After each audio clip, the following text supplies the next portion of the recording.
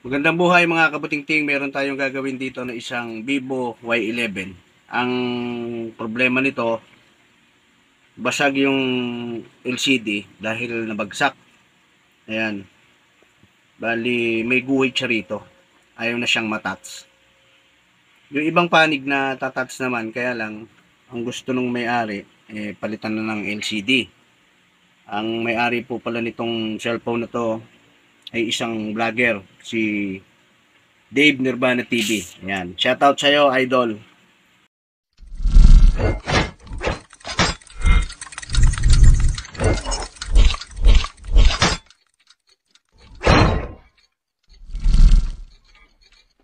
Kaya unang gagawin natin mga kabutingting, tatanggalin natin yung kanyang SIM tray. Yan. Sapagkat magtatanggal tayo ng back cover. Ito.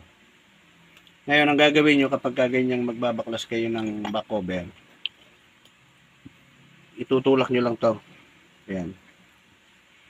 Ilalim na yan. Pagka tumunog siya, ayan o, pwede nyo na siyang sikwatin. Kaya mga kabutingting, oh, ganyan lang yan. Narinig nyo, tumutunog, di ba? Ibig sabihin, nababaklas na yung ating back cover. Yan. Tat mo. Kaya mga kabutingting, kapag ka naikutan nyo na siya, itong fingerprint, andito yung flex niyan. Ang pagbubukas pa ganyan. Yan. Tapos, lagyan nyo siya ng tukod. Itong tornilyo, tatanggalin nyo sapagkat tatanggalin para hindi siya maging istorbo. Yan. Tanggalin natin.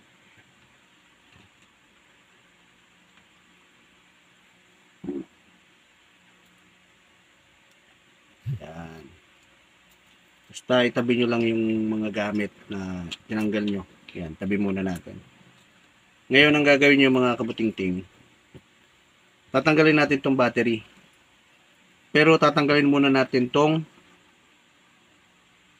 cover nung ating board. Sapagkat yung flex nung battery sa kanong LCD nandito. Ayan, nandito siya. Kaya kailangan tanggalin natin yung mga tornilyo ng board natin para yung cover para maiangat natin yung flex ng LCD sapagkat magpapalit tayo ng LCD, kaya kailangan magbaklas tayo. Tanggalan natin mga kabutingting yung ating yung mga tornilyo, iangat nyo siya ganyan. Yun. Ngayon ito yung flex nung battery, una nyo iangat yan. Yan. Tapos ito sa volume, sa power, iangat nyo rin yan sapagkat magtatanggal kayo ng battery para hindi siya sumabit. Yan. Ito yung flex nung sa LCD saka sa charging port. Yan. Iangat nyo na rin yan lahat para hindi siya maging istorbo. Ngayon, ang pagtatanggal ng battery, itong plastic na puti na yan, iunat nyo siya. At itong green, hihilahin nyo. Ganyan. Yan.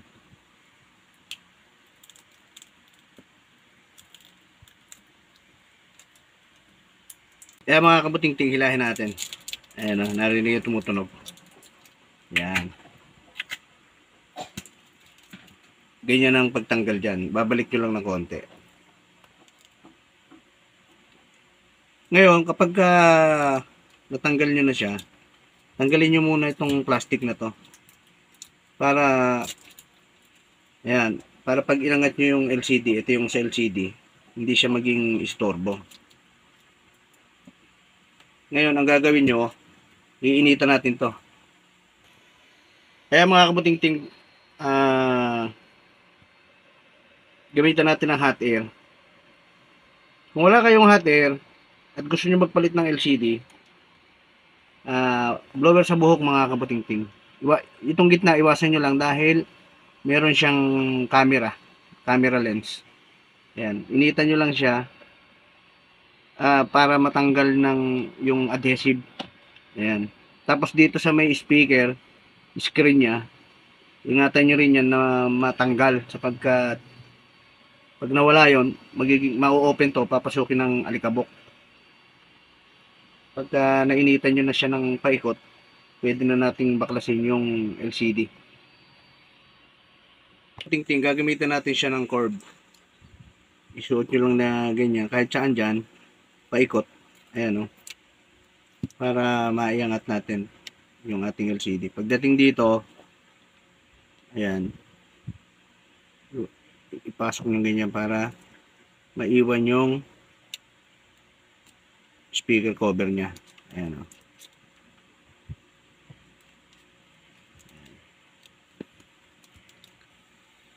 Ayan mga kabutingting, na ikutan na natin. Tulak nyo lang siyang ganyan. Ayan o. Bali, matatanggal na siya. Yan. Ito yung luma. Ngayon mga kabutingting, ito yung bago. Ito yung luma na pinalitan natin. Ito yung ikakabit natin. Ngayon, ito lilinisin natin yan. Kailangang malinis natin yan mamaya. Pero bago natin linisin, itatry muna natin yung LCD na binili natin bago natin siya i-fix. Bali, isuot nyo lang siyang ganyan. Hindi pa nakalapat siya mga kabutingting ha. Tapos ikabit natin yung sa LCD. Tapos ikakabit din natin yung battery. Ayan, isunod natin yung pag naikabit na natin yung flex. Yan. Isusunod natin yung battery. Yan. Iayos lang natin ng maayos para hindi siya malukot.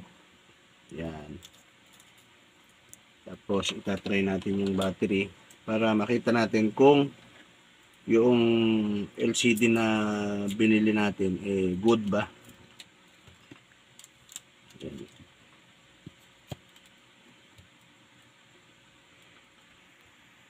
A few moments later.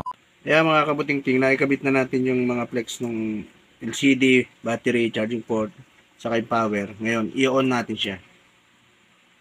Titingnan natin kung okay yung ginawa nating LCD. Yun. Nag-open. Oh. Pero hindi pa natatapos dyan, syempre. Habang inaantay natin, kung ikaw ay nakapanood ng aking video, maaari kang mag-iwan ng komento. Pwede kang mag-comment, pwede kang magtanong, at sisikapin nating masagot ng tama. Paki-like na rin yung aking video. At higit sa lahat, ay mag-subscribe na rin kayo sa aking YouTube channel. Click the notification bell para maging updated kayo sa mga susunod na video. Ayan mga kabutingting, oh, bumukas na siya. Ayan. Ayun, makinis na siya. Ngayon, pagka ganyan, ang gagawin nyo, kukuha kayo ng isang application, kahit na anong application, halimbawa, ito. Tapos nyo siya igagalaw. Yan. Kapag ganyan gumagalaw siya, ayan o, napapansin nyo, babagalan ko ng konti. Yan. Kapag gumagalaw na ganyan, ibig sabihin, good yung ating LCD. Pwede na natin siyang i-fix. Okay na mga kabutingting. Oh.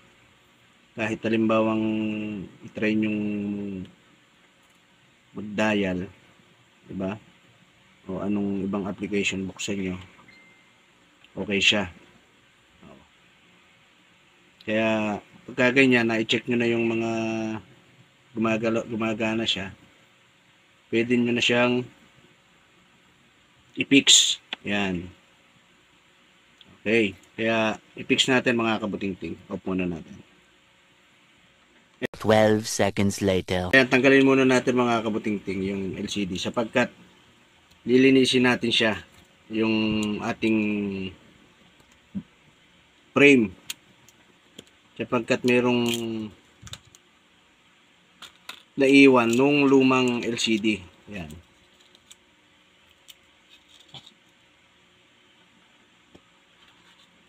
Ang gagawin nyo mga kabutingting ganyan. Ito kasi, ayan o, meron siyang pinaka-guide na release. Ayan. Ang gagawin nyo, sundan nyo lang siya para malinis nyo yung gilid na yan. Paikot. Para yung bagong LCD natin ay mailapat na mabuti. Ayan. Okay.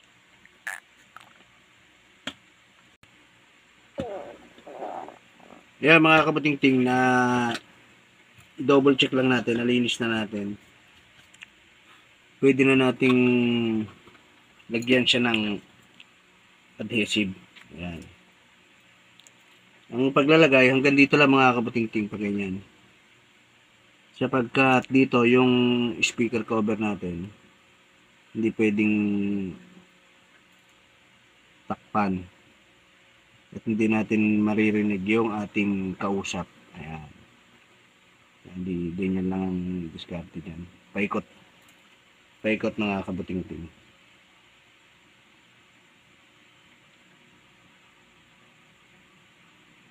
Meron naman siyang guide.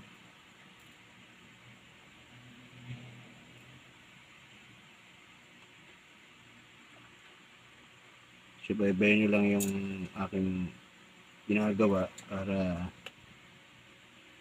magkaroon kayo ng idea. Yan. Pagka nadikitan nyo na lahat, pwede na natin siyang ilapat yung ating LCD.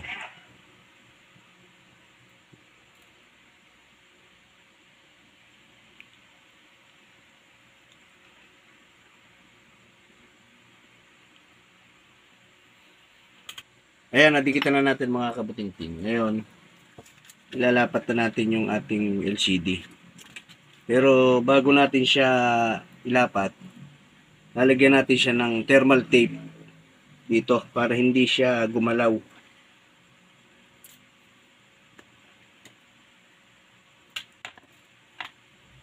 Ayan, ang gagawin nyo, iulat nyo lang siyang ganyan. Tapos nyo siya didikitan ng thermal tape para hindi siya gumalaw. Ayan, ikabit na natin mga kapatid ko. Para ngayon, ang paglalapat dyan, itulak nyo muna pataas. Tapos, sa side, pag ganyan. Para lumapat yung ating LCD. Ayan. Tapos, bali, ang gagawin nyo, ipipix nyo na siya. Ikakabit nyo na lahat yung mga flex ng battery, LCD. Ikakabit nyo na rin yung LCD mga kabuting-ting sapagkat mamaya lalagyan natin siya ng clamp.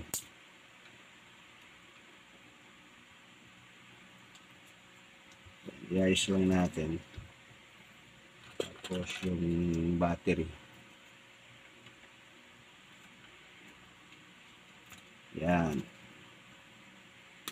Kabit natin. Ayan, naikabit na natin mga kabuting-ting yung sa volume. Yan. Sa LCD. Tapos yung sa battery natin, pati sa charging port. Ayan. I-double check lang natin. Pagka naikabit nyo na lahat, babalik nyo yung back cover ng ating board. Ayan. Fix na natin mga kabuting-ting.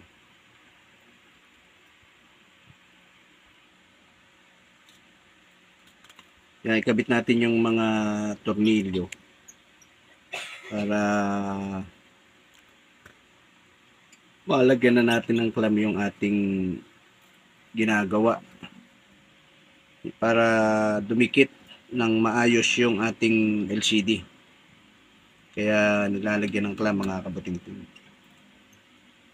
Ngayon pagka nakikabit nyo na lahat yung mga tornilyo, susunod nyo na yung sa ating ayan mga kabuting-ting, ikabit natin yung fingerprint. At para maikabit na rin natin yung kanyang cover ng fingerprint. Yan, ikabit natin yung pinaka cover niya. Yun. Tapos natin ilagay yung tornilyo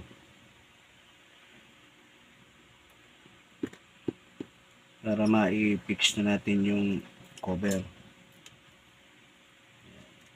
Paglalagay nito mga kabuting-ting pa ganyan sa ibabaw, ingat kayo dito, baka makayod nyo yung push button tsaka yung power button nya. Ayan o. Ayan. Mararamdaman nyo naman yan pagka lumapat eh. Tutunog siya. Ayan.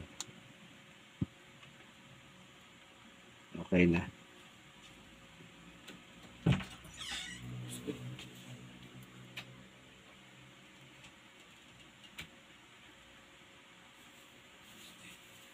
Ngayon mga kabuting-ting, lalagyan natin siya ng clamp at patutuyuin natin siya ng kalahating oras.